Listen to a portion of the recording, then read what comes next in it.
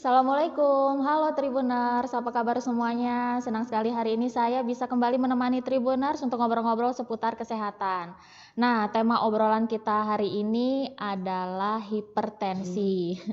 Nah, ini kemarin saya iseng-iseng ngobrol sama beberapa orang, ternyata banyak banget memang yang tertarik untuk membahas mengenai hipertensi ya, karena penderitanya cukup banyak gitu.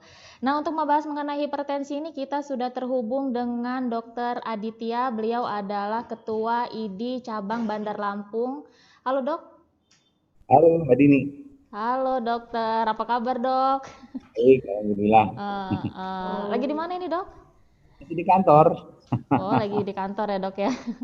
Iya, makasih, Dok ya udah mau jadi narasumber lagi, Dok, untuk yang kedua kalinya. Iya, Dok, ini Dok, yang mungkin aja belum ada Tribuners yang kenal dengan dokter ya, mungkin mereka nggak menyaksikan live kita beberapa minggu yang lalu. Boleh Hmm. dikasih tahu nggak Dok, dokter ini prakteknya di mana aja Dok? Ya, makasih Din. Apa bilangnya tadi? Tribuners. Eh. Halo Tribuners semuanya, selamat siang. Saya Dr. Aditya. Sekarang sebagai Kepala Unit Transfusi Darah PMI, sambil juga di dokter di Labkesda, Laboratorium Kesehatan Daerah, yang kebetulan memang sehari-hari kami yang memeriksa COVID-19 ya. Saya cuma kerjanya di situ aja, Din, di PMI, di transfusi darah khususnya, sama di lab. Nggak praktek juga. Nggak praktek ya? Jadi kalau mau ketemu dokter ke sana aja Dok ya? Ya, donor darah dong, donor. Tadi Heeh. Iya Dok. Nah kita langsung ke tema aja Dok ya. Kemarin itu sih beberapa hari yang lalu saya sempat ngobrol-ngobrol lah ya dengan beberapa orang. Ternyata cukup banyak juga Dok yang tertarik dengan hipertensi ini Dok. Mungkin karena banyak penderitanya ya Dok ya. Ya. ya, Nah sebenarnya hipertensi ini apa sih Dok?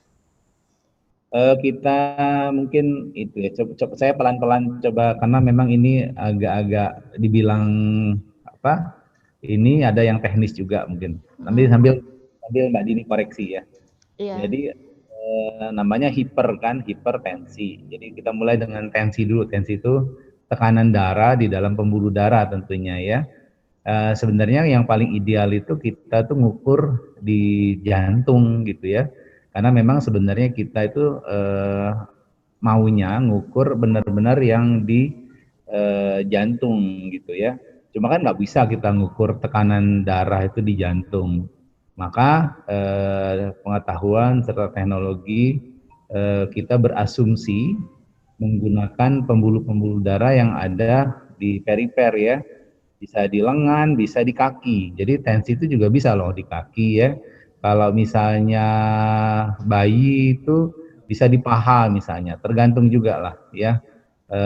Menggunakan namanya tensimeter, kita ngukur. Jadi hakikatnya kita itu ngukur tensi yang tekanan darah yang di jantung sebenarnya. Nah, tentunya kan tapi ada beberapa hal karena keterbatasan kita ngukurnya itu di luar jantung. Tentunya kita ada kaidah-kaidah yang memang kita harus harus pahami, kita asumsikan bahwa kita sebenarnya berusaha ngukur yang dikerjakan oleh jantung ya. Nah, itu tekanan darah itu kita bagi dua, ada namanya sistol, ada yang namanya diastol. Sistol itu artinya waktu pertama kali jantung memompakan darah. Makanya kan tadi saya bilang sebenarnya kita lagi ngukur yang di jantung. Jadi kita ngukur tensi di lengan itu, kita ukur sistol itu sebenarnya kita berasumsi bahwa itu yang kita ukur waktu jantung memompakan darah pertama dari, kalau disebut sih namanya dari bilik kiri jantung. Nah, bilik kiri jantung. Jantung itu ada 4 ruangan, 2 bilik dan 2 serambi. Nah, ini dari bilik kiri jantung dipompakan ke seluruh tubuh, gitu ya. Nah, kalau yang tekanan yang kedua itu namanya diastol. Diastol itu waktu darah kembali lagi ke jantung. Nah, itu ke serambi kanan. Jadi waktu jantung itu kan punya katup ya. Jadi waktu katup membuka, darah dari tubuh itu masuk ke jantung lewat serambi kanan. Nah, kita ukur tekanannya itu itu namanya diastol. Jadi dua-duanya kita ukur waktu pertama kali keluar dan waktu jantung kembali ke waktu darah kembali ke jantung. Kalau menggunakan tensimeter itu yang bunyi pertama yang kita dengar itu namanya sistol. Jadi yang pertama kali kita dengar di tensimeter menggunakan stetoskop biasanya dokter itu meriksa itu namanya sistol, yang bunyi terakhir itu namanya diastol ya. Nah, diastol. Jadi sistol per diastol. Tentunya ada nilai normalnya. Nilai normalnya yang paling ideal kita menggunakan asumsi orang dewasa. Karena sebenarnya janin, anak-anak, orang dewasa sama orang tua punya nilai normal yang berbeda-beda ya. Tapi kita secara umum saja biar nggak ruwet gitu ya. Tensi yang normal itu ya kalau bisa tensinya 120 per 80. 120 sistol, diastolnya 80 gitu. Nah, kalau orang yang itu namanya kalau di istilah kita namanya normotensi. Normotensi. Nah, kita masih punya ring sebenarnya. Sistol yang 120 sampai 140 itu masih normotensi sebenarnya ya. Nah, tapi kalau diastolnya lebih singkat, lebih ringnya lebih pendek, itu 80 sampai 90 diastolnya. Yang dibilang hipertensi itu adalah sistolnya lebih dari 140, diastolnya lebih dari 90. Itu menurut guideline yang karena kan berubah-ubah ya. Dari biasanya yang paling sering dipakai itu adalah dari dokter jantung di Amerika, itu namanya NIHA. NIHA itu New York Heart Association, dari dokter jantung di New York. Jadi memang yang memperkenalkan kaidah-kaidah, guideline, referensi itu biasanya NIHA. NIHA yang paling akhir itu tahun 2017 kalau nggak salah ya. Itu biasanya dokter-dokter spesialis penyakit dalam itu bilangnya begitu. Jadi kalau dulu kan lebih dari 160 misalnya, atau misalnya adalah beberapa ininya guidance, tapi yang saya kutip yang tahun 2017 itu dia menggunakan pokoknya yang sistolnya lebih dari 140, diastolnya itu lebih dari 90. Nah, itu dulu. Kalau lebih rendah dari 120, itu misalnya 120 juga masih ada ringnya itu sampai 90 sistolnya. Jadi 90 sampai 120 sampai 140 itu jadi ya itu masih normal lah, normotensi. Kita nggak usah ngapa-ngapain tuh. Tapi kalau dia misalnya tensinya 90 per 60 atau 90 per 50 gitu ya. Nah, itu juga namanya hipotensi, darah rendah. Nah, itu sudah penyakit juga. Jadi yang normal itu normotensi. Yang kita bahas yang atas ya, hipertensi. Jadi hipertensi itu yang darah tinggi. Darah rendah sebenarnya mungkin kapan-kapan boleh juga dibahas. Itu namanya darah rendah. Yang normal itu normotensi. Nah, itu mungkin itu dulu sebagai awal ya. Iya. Iya, kemarin kan waktu kita ngobrol di telepon kan dokter kan sempat bilang hipertensi itu ada macam-macam kan dok ya. Itu apa aja itu dok? Nah, jadi hipertensi itu kan menurut tadi saya juga ini yang bilang NIHA lagi, itu dia pakai grade. Grade 1, grade 2, grade 3. Jadi grade 1 itu tadi kan saya bilang 120 ya. 120 sampai 140 gitu ya. Nah, kalau dia sudah lebih 140 sampai 159, jadi 20 lah ya. 140 sampai 159 itu grade 1. 160 sampai 179 itu grade 2. 180 sampai ke atas, nah, 180 sampai ke atas itu grade 3. Yang diastolnya juga gitu Mbak Dini. Jadi tadi kan saya bilang 90 ya, tapi diastolnya itu range-nya cuma 10. Jadi 90 sampai 90 diastolnya itu grade 1, 100 sampai 110 itu grade 2, lebih dari 110 itu grade 3. Jadi terserah mana yang digunakan, tapi memang grade-grade itu juga memudahkan dokter kapan nih pasien harus kita kita kirim ke rumah sakit, kapan kita bisa rawat gitu ya, kapan kita bisa ngasih obat yang gimana gitu, itu tergantung grade-grade tadi.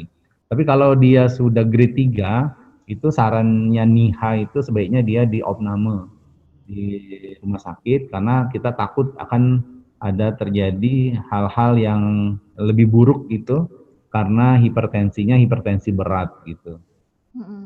Iya.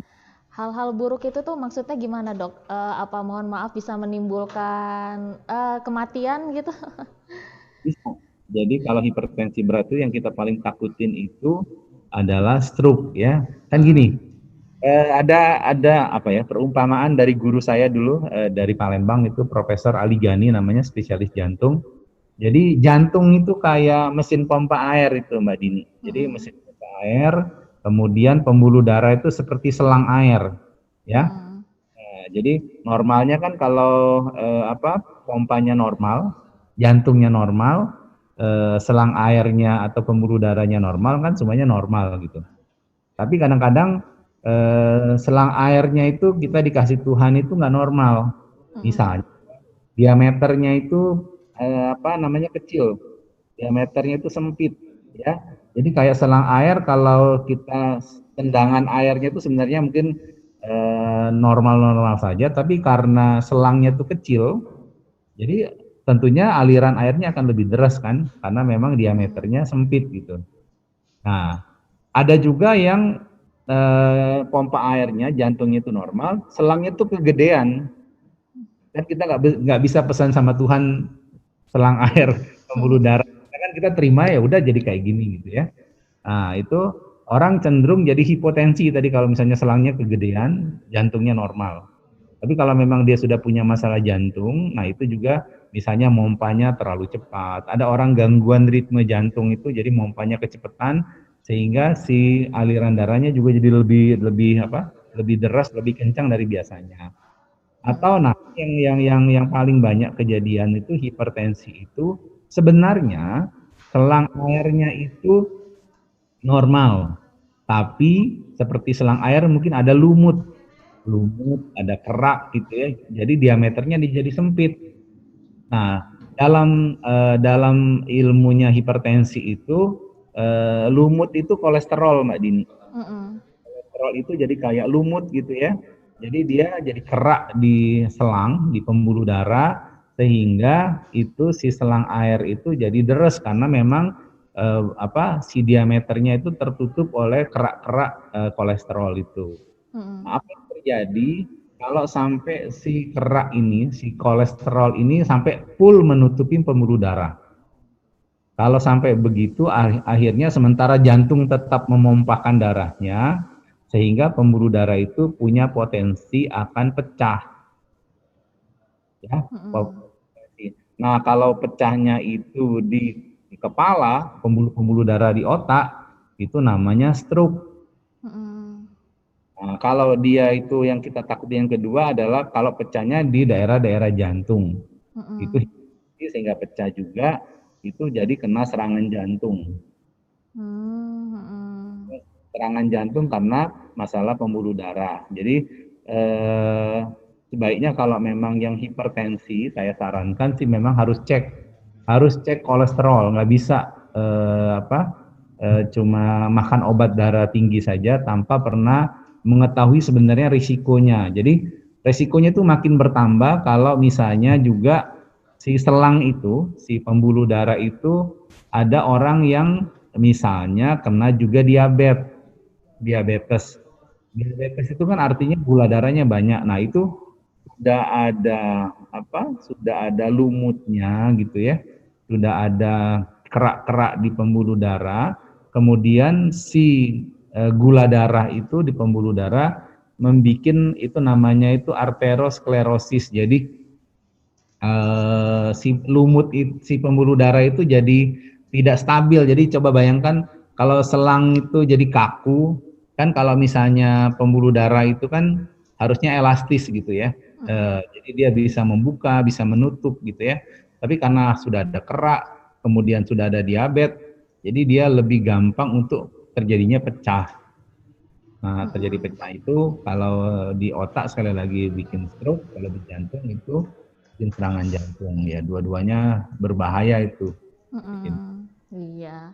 Nah, kalau gejala dok, gejala kita terkena hipertensi, ada yang bilang katanya kepala kelingan gitu. Tapi sebenarnya kayak gimana sih dok gejalanya tuh kalau kita kena hipertensi dok? Kalau memang hipertensinya sudah hipertensi grade 3 ya, hipertensi berat, itu sakit, bukan cuma keliengan.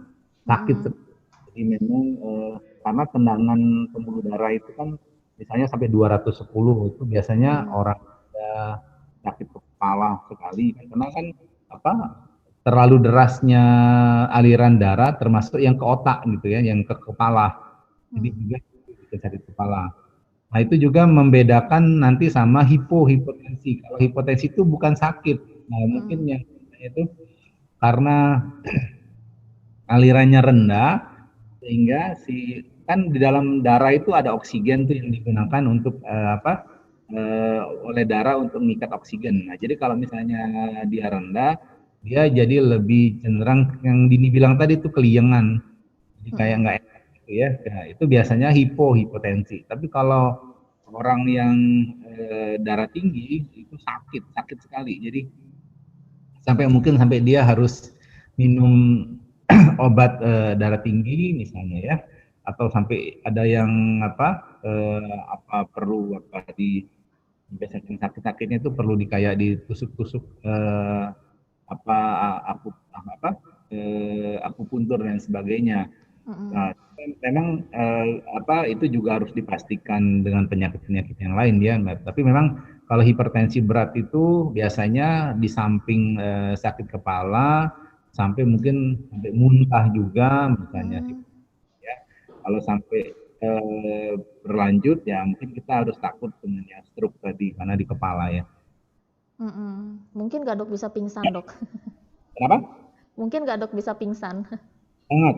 Jadi hilang kesadaran itu tergantung lah. Jadi biasanya kan sakit kepala karena hipertensi yang berat itu kan nanti kalau sampai pembuluh darahnya kurang elastis tadi terus pecah, ya Mm-mm. tergantung pecahnya di daerah mana. Kalau di kepala itu kan seluruh apa ya pusat segala macam kehidupan kita ada di sana. Kalau di sana itu kena yang bagian pusat kesadaran, jadinya nggak sadar, jadi pingsan. Mm-mm. Mm-mm. Oh, jadi bisa ya dok ya, bisa kehilangan kesadaran dok ya? Heeh. Nah, kalau penyebab dari hipertensi ini apa dok? Ada yang bilang katanya kebanyakan makan daging, terutama daging kambing katanya tuh jadi bisa jadi hipertensi, itu katanya dok ya. Tapi bener gak dok itu dok? Kebanyakan makan daging itu nyebabin hipertensi. Saya balik lagi tadi yang bilang tadi kayak selang pembuluh darah kan. Yang Heeh. pertama mungkin kalau dikasih Tuhan itu memang selangnya kecil. Itu kita benar-benar nggak bisa ngapa-ngapain tuh. Masa kita mau ganti pembuluh darah di seluruh tubuh kita kan? Ya udah kita pasrah aja. Kita Mm-mm. berupaya bagaimana caranya selang itu jangan ada lumutnya. Nah, kalau yang Mbak Dini bilang itu sebenarnya cenderung yang ke kolesterol tadi. Jadi daging kambing atau daging yang lain itu kan cenderung kalau dikonsumsi berlebihan kan akan menimbulkan kolesterol. Hiperkolesterol itu akan nempel, jadi dia agregasi di pembuluh darah itu akan bersatu sehingga akan bikin timbunan lumut tadi gitu loh. Jadi Mm-mm. yang celaka itu kalau kita periksa darahnya darah tinggi, kita periksa kolesterol, kolesterolnya normal, malah misalnya, itu kita sudah harus pesan-pesan nih. Jadi harus lebih hati-hati karena dia kalau sampai apa kolesterolnya jadi tinggi juga, sementara pembuluh darahnya memang sudah kecil, wah itu bahaya sekali. Jadi memang Mm-mm. apa, kita lihat per individu juga. Tapi memang kebanyakan kan kalau orang itu punya hipertensi, hiperkolesterol. Nah itu buat kita dokter juga masih ada kesempatan untuk apa ya mengobatinya besar. Jadi kita tidak hanya memberikan obat darah tinggi, kita juga harus memberikan obat untuk mengurangi ataupun mengikis kolesterol yang ada dalam pembuluh darah itu. Mm-mm. Jadi bener ya dok ya itu makanan. Kalau ada makanan lain nggak dok yang bisa nyebabin darah tinggi dok sebenarnya dok? Nah ini Jeroan dok? ya, yang bagus nih.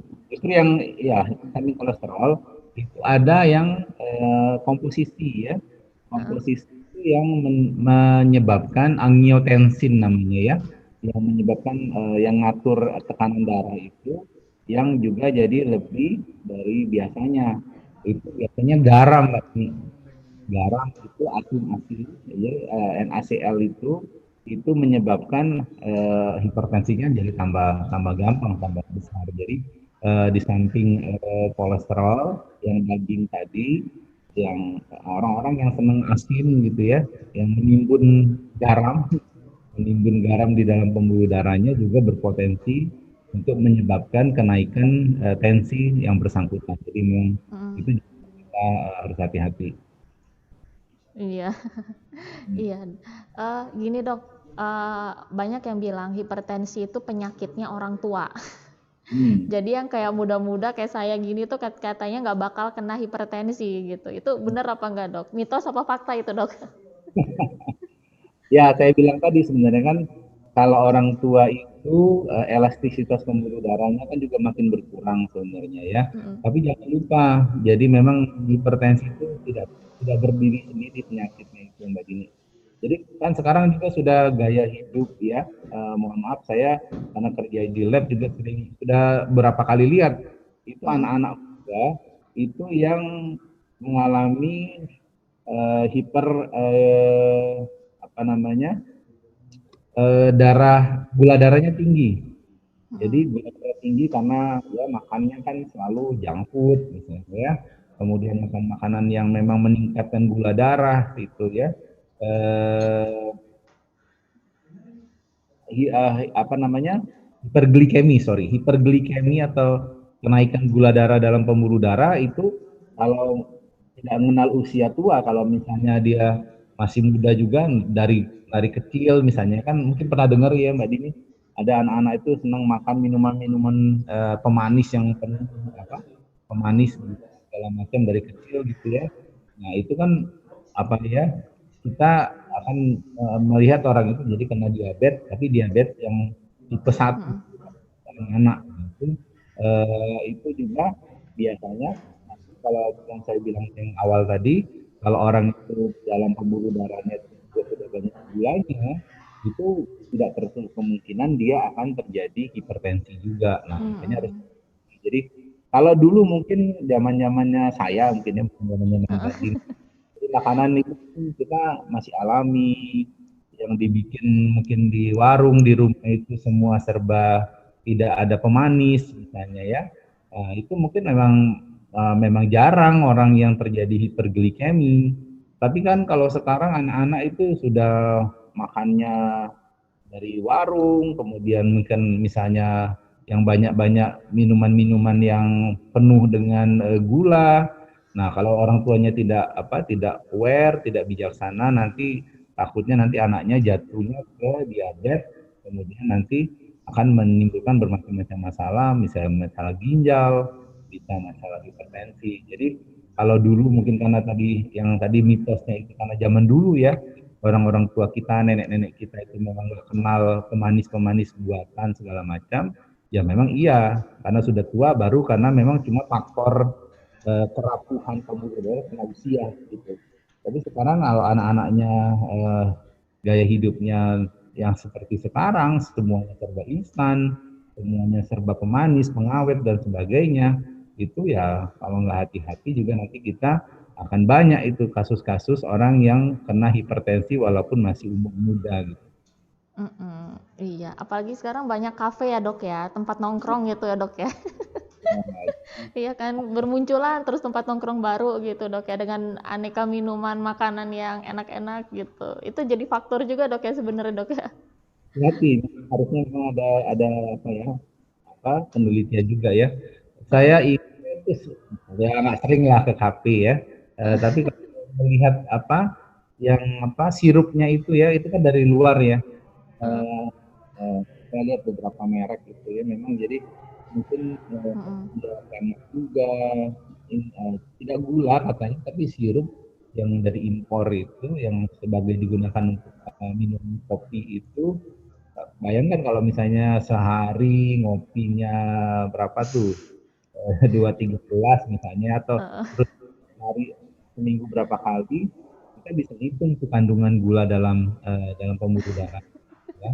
Dari hati juga nih, mungkin juga kafe-kafe juga atau mungkin tidak sebaiknya menggunakan gula-gula yang alami yang memang kita bisa, jadi punya kewajiban juga tuh untuk tidak hanya mengejar keuntungan tapi memberikan juga eh, minuman yang sehat juga buat pelanggannya gitu ya. Mm-mm. Iya. Nah, hipertensi ini sebenarnya bisa sembuh nggak sih, Dok? Apa hanya bisa normal aja, Dok? Nah, ini itu balik lagi, hipertensinya itu karena dari sononya, karena pembuluh darahnya yang kecil itu kayaknya akan seumur hidup tuh makan obat anti Hmm. hipertensi. Nah, jadi, tapi kalau dia hipertensi karena gaya hidup tadi, karena kolesterolnya yang tinggi, mungkin kalau misalnya kolesterolnya kita obati, kita bikin jadi normal lagi, mudah-mudahan dia juga baik. Tapi tentunya juga harus selalu jaga juga, karena kan eh, tidak bisa selamanya, apalagi nanti bertambahnya usia, resikonya juga Mm-mm. makin. Lupa tadi, sebenarnya ada juga yang mempengaruhi di samping makanan itu rokok. Ya, Mm-mm. rokok itu sudah terbukti juga membuat stres oksidatif di dalam pembuluh darah. Jadi itu juga membuat makin membuat kaku elastisitas pembuluh darah. Jadi juga Mm-mm. udah misalnya nanti minumnya banyak gula, senang ngemil misalnya yang banyak garam, terus ngerokok juga, nah itu juga akan gampang sekali untuk terjadi hipertensi gitu. Mm-mm. Iya. Nah, terakhir ini, Dok. Kalau kita sudah kena hipertensi, Dok, itu apa yang harus kita lakukan selain berobat, Dok? Jadi memang yang pertama tadi kita biasanya dokter, apalagi kalau saya ya masih praktik, biasanya saya minta Mm-mm. dulu dilihat tuh kolesterolnya, gulanya gitu ya. Mm-mm. Nah, sudah kita memang ada masalah ya kita obatin permasalahan itu. Kemudian kita sudah harus bilang, jadi memang harus hati-hati karena kan hipertensi itu juga Mm-mm. eh, meskipun tidak banyak juga ada faktor psikologi juga ya Mbak, misalnya lagi stres, kemudian juga kurang istirahat, itu kan sebenarnya yang Mm-mm. pacu itu adalah jantungnya, si pompanya ini, pompanya bekerja keras sehingga akan memompakan darah juga makin makin makin makin kencang gitu ya, itu juga bikin hipertensi. Jadi biasanya Mm-mm. kita eh, ajak pasiennya di samping tidak hanya obat saja, obat semata, kebiasaan hidup sehat, kemudian juga harus bikin happy, bikin bahagia gitu ya, bikin tenang gitu. Jadi bagaimana caranya tidak terlalu stres dan sebagainya. Jadi itu juga akan kita upayakan tentunya dengan Mm-mm. kemauan dari pasien juga sih ya. Kalau cuma mengandalkan obat hipertensi aja seumur hidup akan makan obat hipertensi gitu. Itu seumur hidup ya, Dok ya, obatnya, Dok ya? Kalau memang ada faktor tadi, kalau pembuluh darahnya kecil tadi kan, nah, dia tidak bisa normal kalau tidak dikasih obat hipertensi. Nah, itu memang akhirnya seumur hidup. Nah, kalau sudah minum obat terus-menerus itu biasanya kita minta memantau fungsi ginjal. Nah, iya itu, Ginjal, Dok. ya, karena namanya bahan-bahan kimia ya. Mm-mm. Iya, nah itu, Dok. Ada yang orang yang dia yang bukan hipertensi, Dok, kayak yang harus ketergantungan obat seumur hidup, yang mereka khawatirkan itu ginjal, Dok. Ya, Ini obat ini bisa ngerusak ginjal nggak sih gitu? Jangan-jangan tahu-tahu nanti ginjalnya rusak gitu, Dok. Kayak itu yang ditakutkan orang, Dok. ya, sebenarnya kan memang itulah fungsinya kita kontrol ke dokter. Jadi kita juga Mm-mm. tahu kapan dosisnya, kemudian seberapa aman buat pasien. Kemudian Mm-mm. biasanya kalau ngasih obat yang jangka lama itu kan kita biasanya cek juga fungsi ginjalnya gitu ya. Mm-mm. Kita sarankan juga harus banyak minum gitu ya, biar biar luruh juga ya obat-obat yang kita kasih itu. Tapi jangan juga terlalu gini loh Mbak Dini, misalnya Mm-mm. takut sama obatnya, akhirnya minum jamu atau minum herbal yang juga nggak jelas ininya, itu juga ada beberapa penelitian malah yang jamu atau herbal itu juga mempengaruhi fungsi ginjal. Ya, itu juga harus hati-hati. Jadi kalau yang namanya obat itu sudah direkomendasikan di kita dari dokter dan dari apotek itu kan sudah melalui apa ya? Melalui uji klinis kayak ini uji terhadap pasien, termasuk juga keamanannya, efek sampingnya itu juga memang kita harus pantau. Jadi kita bertanggung jawab kalau dokter itu meresepkan obat yang akan digunakan dalam waktu yang lama itu, dia juga punya kewajiban memantau seberapa besar pengaruh obat itu terhadap pasiennya tentunya ya. Jadi memang ada semacam pemantauan pengobatan yang jangka lama gitu, Mbak. Nah, iya itu dok, ada memang orang-orang dok yang lebih percaya sama obat-obatan herbal dibandingkan dengan obat-obatan dokter. Iya ada ya sampai sekarang ya dok ya. Udah sih berobat herbal aja ini katanya lebih alami, lebih aman buat ginjal. Nah begitu. Nggak sepenuhnya benar. Obat-obat herbal itu yang justru beberapa yang sudah diteliti. Kebetulan saya punya teman-teman dokter yang expert di bidang itu. Malah banyak juga yang karena ketidaktahuannya obat-obat itu bikin masalah baru ya. Tahu-tahu obatnya itu ada jamurnya, ya. Kemudian ya itulah efek-efek obat-obat itu yang memang ada yang menyebabkan kerusakan hati dan sebagainya. Jadi nggak sepenuhnya aman. Jadi memang tetap juga harus dipantau ya. Apalagi yang memang belum teruji secara klinis itu memang kita harus lebih hati-hati. Kan apalagi terus-terusan minumnya ya. Jamu terus-terusan itu ya tentunya kan tetap barang asing betul ya. Jadi lebih aman ya obat dokter aja udah ya. Enggak juga. Jadi memang harus ini dong, harus fair. Dokter juga kan apalagi zat kimia tentunya juga punya efek samping. Tapi kalau kita kan karena memang kita diajarin efek sampingnya, kita bisa advice, bisa menurunkan dosisnya dan sebagainya. Tapi kalau herbal kan kita kadang-kadang ditanya, saya kalau praktek pribadi terus ditanya-tanya masalah obat herbal, orang atas itu juga agak-agak kewalahan juga. Kita nggak diajarin sih itu farmakologinya ya. Iya. Oke dok, itu cukup dok. Nanti izin saya terbitkan untuk koran hari Minggu dok ya, boleh ya?